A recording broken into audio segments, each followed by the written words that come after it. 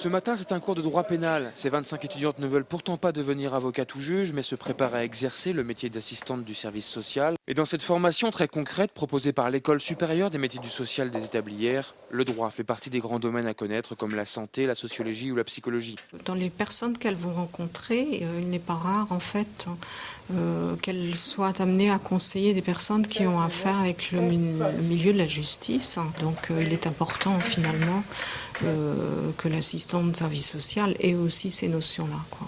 Alors que l'on reproche souvent à l'enseignement supérieur de ne pas être en adéquation avec le monde du travail, l'École supérieure des métiers du social colle à la réalité du terrain. Et ce n'est sans doute pas sans lien avec sa création il y a 4 ans, à la demande du secteur professionnel. Avec les nombreux départs en retraite liés au baby boom, il allait y avoir en fait un manque de professionnels formés.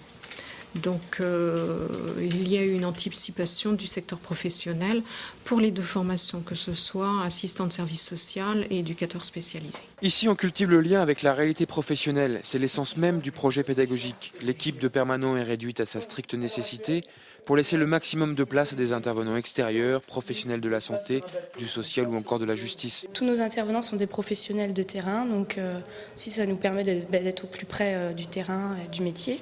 Quand on est expert dans son terrain, on est au fait, en fait de tout ce qui peut bouger, tant sur le plan législatif que sur les pratiques professionnelles. Et quel que soit le profil des étudiantes, tout juste sorties du bac, diplômées de l'université ou encore issues du monde du travail, toutes se disent marquées par cette formation qui, bien que tournée vers les autres, et notamment les plus défavorisés, apporte beaucoup à ceux qui la suivent. C'est une formation qui fait grandir et qui fait réfléchir sur les choses de la vie. C'est une formation qui peut heurter certaines fois de par certains sujets qu'on aborde en cours et des personnes qu'on rencontre en stage aussi. Travailler dans le social, c'est au-delà de la profession, c'est aussi une vocation.